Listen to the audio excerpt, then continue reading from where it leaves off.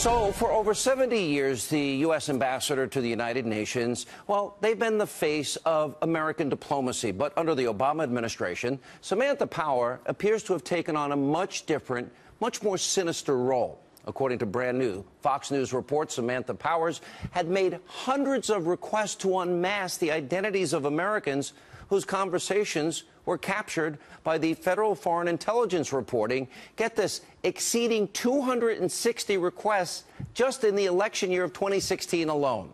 Sources are now telling Fox News that Samantha Power also, quote, even sought information in the days leading up to President Trump's inauguration. According to this report, the sheer volume of unmasking requests from the former UN ambassador is unprecedented. Now, sadly, with Samantha Power making these requests nearly every single working day in 2016, we must ask the question, was she weaponizing the tools of intelligence and using the intel community to spy on an opposition party during the 2016 presidential election? And that's not the only shocking report we have tonight. Just this week, we did learn that Trump campaign chairman Paul Manafort, he was wiretapped by federal investigators through a secret FISA court order before and after the 2016 presidential election, including, get this, possible communications with the president were picked up. Now, earlier this week, the Wall Street Journal, they published an article. It was entitled, "Did Obama Know About Comey's Surveillance?" Now, the piece openly speculates that high-ranking officials inside the Obama White House and President Obama himself may have been briefed on the FISA surveillance. Now, unbelievably, in March of this year, former Obama Director of National Intelligence James Clapper, he said there was no FISA warrant. You may remember this. For the part of the national security apparatus that I oversaw as DNI, there was no such wiretap activity mounted against the president-elect at the time, or as a candidate, or against his campaign. There is no FISA court order? Not to my knowledge. Of anything at Trump Tower? No. Hang on. Didn't this guy, wasn't he once suspected of lying to Congress? Also remember this, Paul Manafort was wiretapped at Trump Tower, according to these reports. But guess what? Clapper is now singing a very different tune, admitting that communications from Trump himself, all right, then a candidate, and then, of course, the president-elect, may have been captured by this surveillance. Watch what he said last night. Is it possible the president was picked up in a conversation with Paul Manafort? It's certainly conceivable, yeah. Now, we'll have more on this later tonight. Jay Sekulow and Cheryl Atkinson, remember, she was spied on also.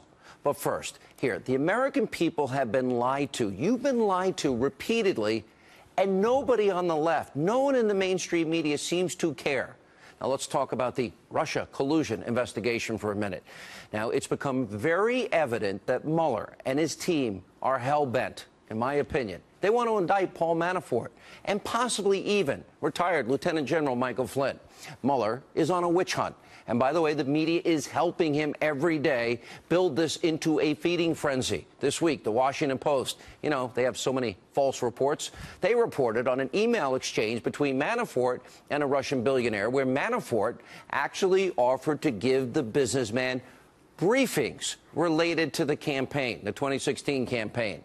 Now, a Manafort spokesman called the email exchange innocuous. And when you read the words of the letter of the actual exchange, he's right. Manafort has been very open about his past international business dealings, so it wouldn't be a shocking revelation that he would have routine contact with a businessman. How's things going in the campaign? Wow, it could have been as innocent as that. Do we believe that you're innocent until proven guilty in this country? You wouldn't know it by watching the mainstream media. Then the report even goes on to admit that there's zero evidence that these briefings even ever took place. That's what they're reporting. So what you have here, in my opinion, is contact. It's not collusion. And until evidence is provided, you have to assume that it was just contact. Then you have retired Lieutenant General Michael Flynn. Now, he has served this country with honor and distinction in the U.S. Army for over 3 decades. Does he deserve the presumption of innocence?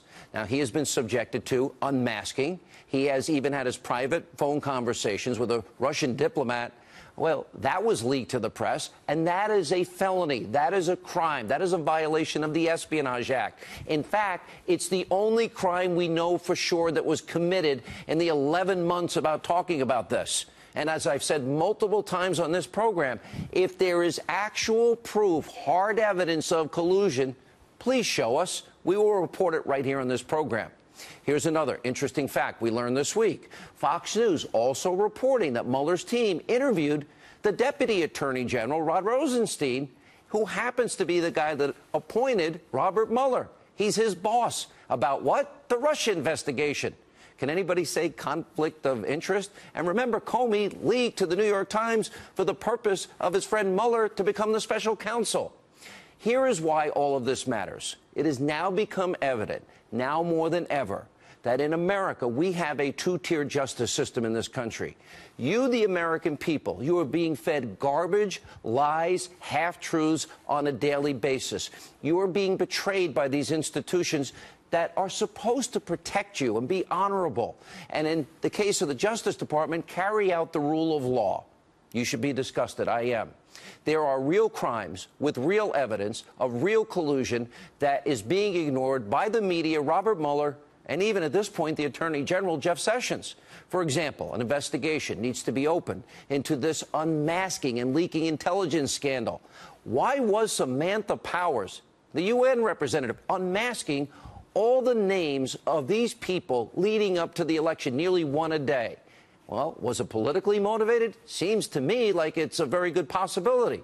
Was she weaponizing intelligence in an election year to go after an opposition candidate?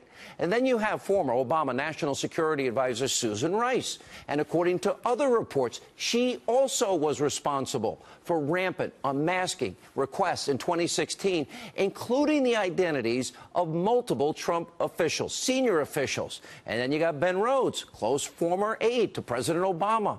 And according to more reports, the House Intelligence Committee is looking into his requests for unmasking Americans. And, of course, you want real crimes? Look at the Clintons. Hillary actually committed felonies, real crimes, and was directly involved in serious scandals. Where are these investigations? Like when she and her aides, they destroyed State Department emails. That would be a crime. They were subpoenaed at the time, then acid washed and bleach bit the servers, and then cell phones smashed with hammers. That sounds like obstruction. Don't forget, she signed off. You want a Russia collusion story? On a deal that gave up to 20% of America's uranium to a Russian company that donated up to $145 million to the Clinton Foundation, the people involved in that deal? Anyone hear the word bribery, pay to play? And who can forget the time Bill Clinton secretly meets with the Attorney General at the time, Loretta Lynch, on an airport tarmac only days before the FBI's conclusion of its investigation into Hillary Clinton's server? Why isn't that being investigated? Where is the outrage in the media in this country? What about the investigation into the DNC server hack? And why didn't the DNC, why wouldn't they hand over their computers that got hacked to the FBI? And why did the FBI let them get away with it? And according to Comey's testimony, the Bureau was only given access to forensic forms because the DNC would rather hire other people. And speaking of DNC emails, if you're so concerned about Russia collusion, and you want the truth, why haven't you reached out to Julian Assange of WikiLeaks? He knows where it came from, and he says it wasn't Russia. And he told me back in January it was not a state party as the source in the email hack. They're not speaking to Julian Assange. And speaking of Mueller, what about his conflicts of interest? 8 of the 16 members on Mueller's team make political donations to Obama, Clinton, and Democrats.